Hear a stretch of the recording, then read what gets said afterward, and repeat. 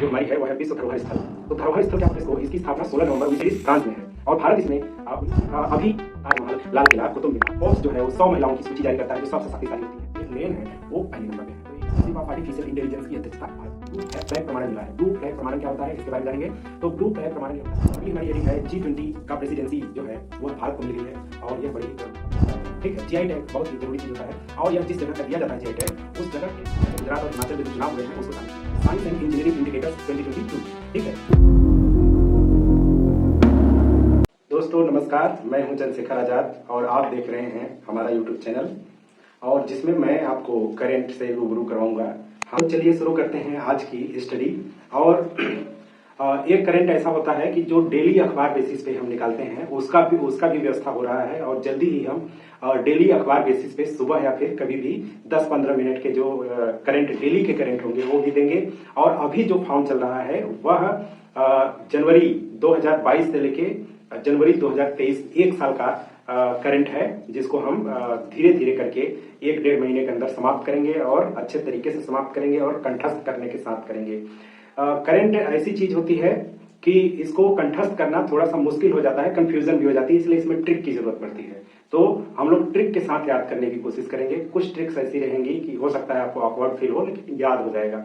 और सबसे बड़ी बात यही है कि जब ऑप्शन दिए हों, 4 ऑप्शन से हमें एक ऑप्शन चुनना हो तो बहुत आसान चीज हो जाती है। ठीक है, तो उस 4 ऑप्शन में से एक ऑप्शन चुनने के लिए बड़ी ही आसान चीजें हो जाएंगी जब हम ट्रिक के माध्यम से पढ़ाई करेंगे। तो आज करंट में मैं पहली हेडिंग जो हमारी है वो है विश्व धरोहर स्थल।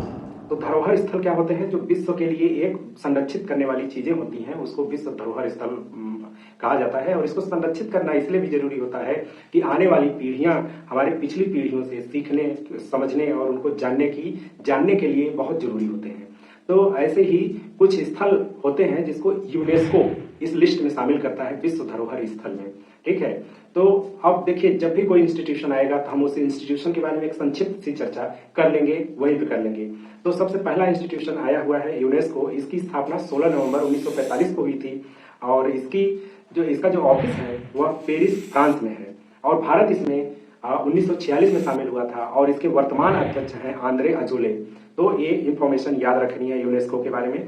और यह विश्व धरोहर स्थलों को सूची बनाता है। तो भारत से कुल 40 स्थल ऐसे हैं जो विश्व धरोहर स्थल में शामिल हो चुके हैं। और यह सुर्खियों में इसलिए था कि अभी भारत के 3 स्थल ऐसे हैं जिनको अंतरिम सूची में स्थान मिला है। अंतरिम सूची का मतलब होता है वेटिंग। और अब कुल 52 स्थल ऐसे हैं जो अंतरिम सूची में है, मतलब ये आने वाले समय में विश्व धरोहर स्थल में शामिल हो सकते हैं। और जो अभी तक भारत से शामिल स्थल हैं वह 40 स्थल हैं जो कि पहले से ही शामिल हैं। जितने भी आप इंपॉर्टेंट नाम जानते हैं भारत के वो सब पहले से ही शामिल हैं, जैसे ताजमहल, लाल किला, कुतुब मीनार, हुमायूं का मकबरा और अजंता एलोरा की गुफा, खजुराहो की गुफा और ऐसे ही बहुत से प्राकृतिक स्थल भी हैं जैसे कोई पार्क हो गया। इन सबको भी विश्व धरोहर स्थल के रूप में शामिल किया जाता है। तो यह हो गए। तो याद करने का तरीका यह है कि 40 जो है शामिल हो चुके हैं और 52 वेटिंग में हैं जो आगे चल के विश्व धरोहर स्थल घोषित हो जाएंगे। 2022 में 3 जो नए शामिल किए गए हैं अंतरिम सूची, ध्यान रखिएगा अंतरिम सूची है ये। और इसमें पहला है सूर्य मंदिर है मोढेरा का। सूर्य मंदिर मोढेरा, और मोढेरा जानते हैं आप गुजरात में है। यहाँ पे एक स्टेडियम भी है, मोढेरा स्टेडियम। और दूसरा है ऐतिहासिक स्थल है जो 2700 साल से अभी तक वो शहर चल रहा है, मतलब वो खत्म नहीं हुआ, वडनगर।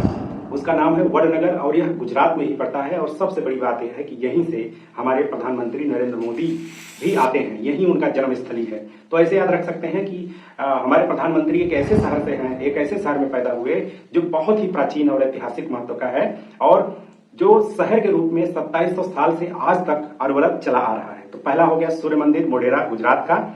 और यह जो सूर्य मंदिर है वो पुष्पावती नदी के किनारे स्थित है। ये ध्यान रखिएगा, क्वेश्चन पूछ लेता है। पुष्पावती नदी के किनारे मोढेरा स्थित है और मोढेरा में जो सूर्य मंदिर है वह विश्व धरोहर स्थल के अंतरिम सूची में शामिल किया गया है। दूसरा ऐतिहासिक स्थल है वडनगर का, जहां से हमारे प्रधानमंत्री नरेंद्र मोदी पैदा हुए थे, वहां से आते हैं।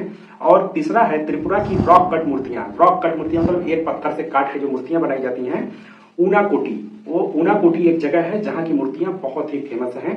तो ये तीसरा स्थल है। पहला स्थल सूर्य मंदिर मोढेरा, दूसरा ऐतिहासिक स्थल शहर जो 2700 साल पुराना है, वडनगर पीएम मोदी का जन्म स्थान है, और त्रिपुरा की रॉक कट मूर्तियां ऊनाकोटी, जो ऊनाकोटी आती है, 3 जगह हैं।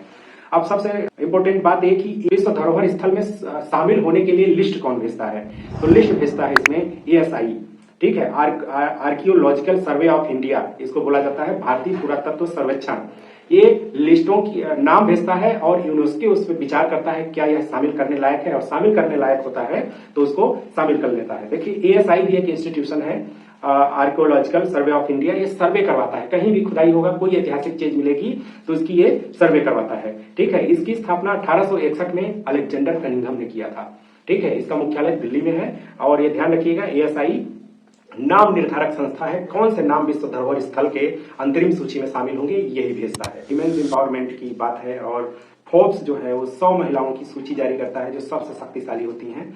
और इसमें जो भारत की 36वें नंबर पे निर्मला सीतारमण है, ठीक है। ये ध्यान देने वाली बात है कि भारत की जो महिला है 36वें नंबर पे निर्मला सीतारमण है, फोर्ब्स के द्वारा जो 100 महिलाओं की सूची जारी की जाती है उसमें, ठीक है। इसमें जो अमेरिका की उपराष्ट्रपति हैं कमला हैरिस, जिनके बारे में आपने न्यूज में सुना ही होगा, वह 3रे स्थान पे हैं, ठीक है। और 2रे स्थान पे क्रिस्टीना लेगार्ड हैं, और यूरोपीय आयोग की अध्यक्ष उर्सुला वान डेर लेन है, वो पहले नंबर पे हैं। तो ये ज्यादा ध्यान देने की बात नहीं है, बस 36वें नंबर जो भारत की निर्मला सीतारमण है उनको इसमें जगह 36वें नंबर पे मिला हुआ है। Global partnership of artificial intelligence की अध्यक्षता भारत को मिली है, ठीक है। तो इसको आप देखेंगे, global partnership on artificial intelligence की अध्यक्षता भारत को मिली है, और यह फ्रांस ने हमें हैंड ओवर किया है, ठीक है। ये भी बहुत ही अच्छी चीज है। अब देखिए एक एनवायरमेंट से रिलेटेड हेडिंग है, इसको देख लेते हैं। भारत के 2 अन्य समुद्र तटों को ब्लू फ्लैग प्रमाणन मिला है। ब्लू फ्लैग प्रमाणन क्या होता है इसके बारे में जानेंगे। तो ब्लू फ्लैग प्रमाणन ये होता है कि जिस तट को यह मिल जाता है ब्लू फ्लैग प्रमाणन, वहां पे पर्यटन बढ़ जाता है। वहां पे होता है कि कोई ज्यादा वहां पे प्लास्टिक वगैरह का यूज नहीं होगा, मतलब वो इको फ्रेंडली वहां का नेचर होगा, तो उसको ब्लू फ्लैग प्रमाणन मिलता है। और इसको देता है फाउंडेशन फॉर एनवायरमेंटल एजुकेशन, देता है FEE, ब्लू फ्लैग का जो टैग देता है वो देता है, ठीक है। और यह जो संस्था है यह डेनमार्क स्थित एक संस्था है जिसका नाम है foundation for environmental education, blue flag का प्रमाणन देता है, ठीक है। तो अब देखिए इसमें न्यूज क्या है, इसमें 2 जो आइलैंड है उनको इस साल मिला हुआ है, मिनिकॉय थुंडी बीच, मिनिकॉय का थुंडी बीच। लक्षद्वीप में मिनिकॉय एक कोरल रीफ से बना हुआ आइलैंड है। कोरल रीफ पता है ना, जो जंथालाई और 2 जीवों से मिलकर बना होता है, ठीक है। ये दोनों आपस में सिम्बियोसिस संबंध रखते हैं और दोनों एक सहजीविता के साथ जीवित रहते हैं। और धीरे धीरे क्या होता है कि जब उसमें से कोरल मर जाता है तो उसका खोल बच जाता है और धीरे धीरे आइलैंड बन जाता है। तो जो मिनिकॉय थुंडी बीच है वह कोरल से बना हुआ बीच है, और इसको ब्लू फ्लैग का प्रमाण मिला हुआ है। दूसरा है कदमत बीच, और यह भी लक्षद्वीप का ही है, इन दोनों को मिला हुआ है। और इस प्रकार 12 जो हमारे तट हैं उनको ब्लू फ्लैग बीच का प्रमाण मिल चुका है। ब्लू फ्लैग का मतलब, ब्लू से आप याद रख सकते हैं पानी, जो समुद्र का पानी होता है ब्लू होता है, ठीक है। तो ब्लू फ्लैग मतलब वहां पे ब्लू फ्लैग लहरा रहा है, मतलब एकदम सब चीजें सही है। यदि वहां पे कोई और कलर आ गया मतलब वहां पे प्रदूषण फैल रहा है। तो ब्लू फ्लैग से याद रखिएगा, वहां प्रदूषण मुक्त उसको बनाया जाता है और वहां पे इसके कारण पर्यटन बढ़ जाता है, ठीक है। तो अगली हमारी हेडिंग है G20 का प्रेसिडेंसी जो है वह भारत को मिल गई है, और यह बड़े ही गर्व की बात है, और इसलिए यह टॉपिक बहुत ही महत्वपूर्ण हो जाता है किसी भी एग्जाम के लिए, ठीक है। तो इसमें हर एक बात को हम याद करेंगे। यह 18वां सम्मेलन है। कौन सा सम्मेलन? 18वां सम्मेलन है, याद रखने वाली बातें हैं।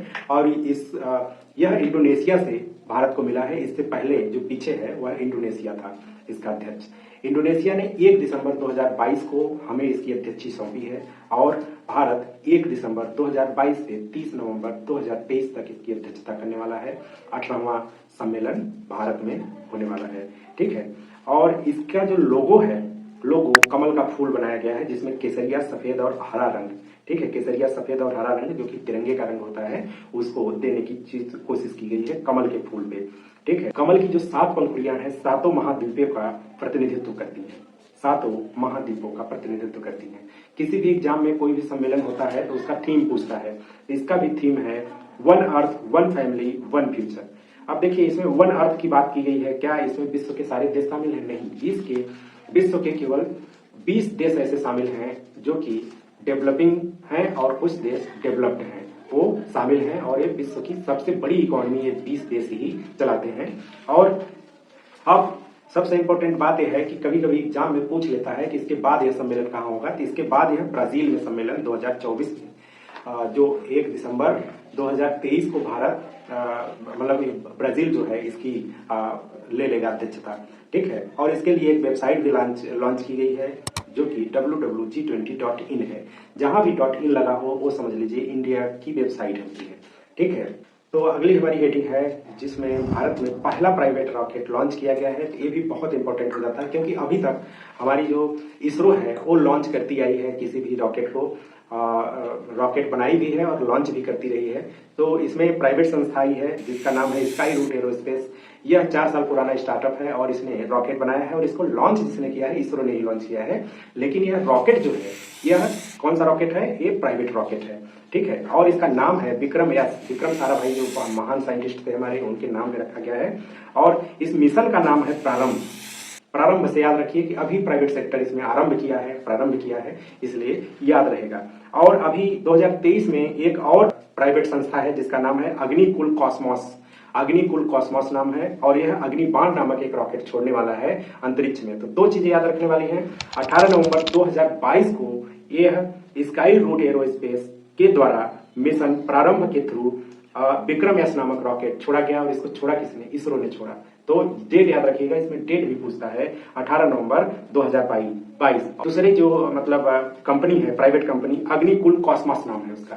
देखिए नाम कितना है, अग्निकुल कॉस्मोस। और यह अग्निबाण जारी करने वाला अग्निबाण नामक रॉकेट बनाएगी जो कि इसरो या फिर कहीं से भी इसको अंतरिक्ष में छोड़ा जाएगा। जीआई टैग के बारे में, ठीक है। जीआई टैग बहुत ही जरूरी चीज होता है और यह जिस जगह का दिया जाता है जीआई टैग, उस जगह के नाम से ही उस कोई भी सामान को बेचा जाएगा।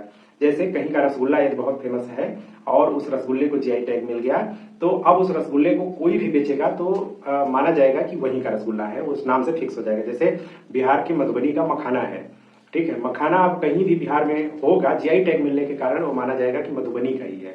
उसको एक जीआई का फुल फॉर्म होता है जियोग्राफिकल इंडिकेटर्स, ठीक है। तो जीआई टैग देता कौन है, वाणिज्य और उद्योग मंत्रालय के तहत कुछ संस्थाएं हैं जो इसको देती हैं जीआई टैग। और इसमें देखिए याद रख लीजिए, इसको पहली बार जीआई टैग मिला था और दार्जिलिंग की चाय है। 2004 में दार्जिलिंग की चाय को, ये पहला ऐसा प्रोडक्ट है जिसको जीआई टैग मिला था, ठीक है। इससे स्थान इसके साथ जुड़ जाता है। अभी क्या हुआ है कि गमोचा नामक एक असम में गमोचा, देखिए गमोचा जो है ना, गमछा जो उत्तर प्रदेश बिहार में गमछा बोला जाता है, उसी को असम में गमोचा बोला जाता है।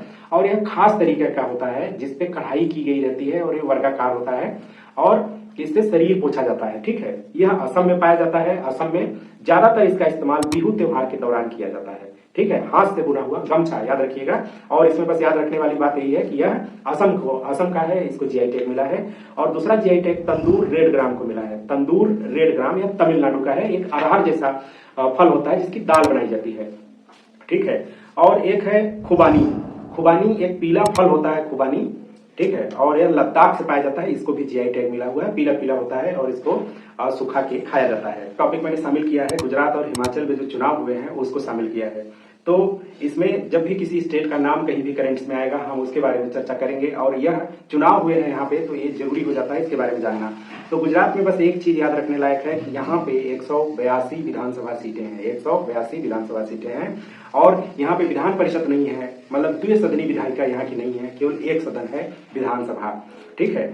और यह जो चुनाव हुआ है 15वीं विधानसभा का चुनाव हुआ है, 15वीं विधानसभा का चुनाव हुआ है। और यहाँ के राज्यपाल हैं श्री आचार्य देवव्रत। मुख्यमंत्री यहाँ के हैं भूपेंद्र भाई पटेल और ये लगातार दूसरी बार बने हैं और बीजेपी जीती है। और सबसे बड़ी बात यह है, कहीं करंट में पूछता तो नहीं, लेकिन याद रख लीजिए कि 157 सीट, लगभग 52% से ज्यादा वोट शेयर के साथ बीजेपी ने जीता है। और कांग्रेस की केवल 17 सीटें आई हैं। सबसे कम, सबसे खराब प्रदर्शन कांग्रेस का इस बार रहा है और सबसे अच्छा प्रदर्शन बीजेपी का रहा है, 157 सीट 182 में से। और यहाँ पे चुनाव 12 नवंबर से 5 दिसंबर के बीच में हुए हैं। तो गुजरात में याद रखने वाली चीज है 15वीं विधानसभा हुई है, चुनाव हुआ है, 182 सीटें हैं। और हिमाचल प्रदेश की 14वीं विधानसभा का चुनाव हुआ है, 14वीं विधानसभा का। यहाँ विधानसभा सीट 68 है और यहाँ पे भी विधान परिषद नहीं है। अभी किसी और टॉपिक पे विधान परिषद की कौन कौन से स्टेट में विधान परिषद पाए जाते हैं उसकी चर्चा की जाएगी। और हिमाचल प्रदेश के राज्यपाल हैं श्री राजेंद्र विश्वनाथ, और यहाँ के मुख्यमंत्री हैं श्री सुखविंदर सिंह सुक्खू, ठीक है। और पार्टी यहाँ पे कांग्रेस है 40 सीटों के साथ, यह यहाँ पे सबसे बड़ी पार्टी के रूप में और सरकार बनाई है। चुनाव 12 नवंबर को एक ही बार में हुए थे। तो देखिए इसमें राज्यपाल कैसे याद रख सकते हैं हम। राज्यपाल आचार्य देवव्रत हैं गुजरात के, और मुख्यमंत्री तो ऐसे ही याद रहेंगे नरेंद्र, नरेंद्र के बाद भूपेंद्र, ऐसे याद रख सकते हैं भूपेंद्र, ठीक है। एकदम लग रहा है कि नरेंद्र मोदी के भाई जैसा, मतलब ऐसा नाम को नहीं हो रहा है, नरेंद्र और भूपेंद्र, ठीक है। और सुखविंदर सिंह सुक्खू हैं, वो पहाड़ में हैं, और आप ऐसे याद रख सकते हैं सुखविंदर सिंह सुक्खू। ये नाम तो लगेगा कि सिख हैं, ठीक है, सिख हैं भी, और नाम से ऐसे ही लग रहा है। तो पंजाब से कंफ्यूज होने की जरूरत नहीं है, क्योंकि पंजाब के चीफ मिनिस्टर मान सिंह हैं, ठीक है। सुखविंदर सिंह सुक्खू हिमाचल प्रदेश के चीफ मिनिस्टर, और 14वीं विधानसभा, गुजरात पर 15वीं विधानसभा शामिल किया है साइंस एंड इंजीनियरिंग इंडिकेटर्स 2022, ठीक है। ये बहुत ही इंपॉर्टेंट इंडिकेटर्स है, और ये बताता है कि किसी देश में रिसर्च और डेवलपमेंट साइंस के सेक्टर में कितनी हो रही है। तो आप इस इंडिकेटर्स के आधार पर यह अंदाजा लगा सकते हैं कि देश साइंस में कितनी उन्नति कर रहा है। और यह जो science and engineering indicators report है, इसको नेशनल साइंस फाउंडेशन द्वारा जारी किया जाता है। नेशनल साइंस फाउंडेशन जारी करता है, और इसमें ज्यादा कुछ नहीं याद करने की जरूरत है। इसमें तीसरा स्थान है भारत का, 2020 में जारी हुआ है, और 2010 में इसमें भारत का स्थान 7वां था, और जब 2022 की आज बात कर रहे हैं तो यह तीसरे स्थान पे आ गया।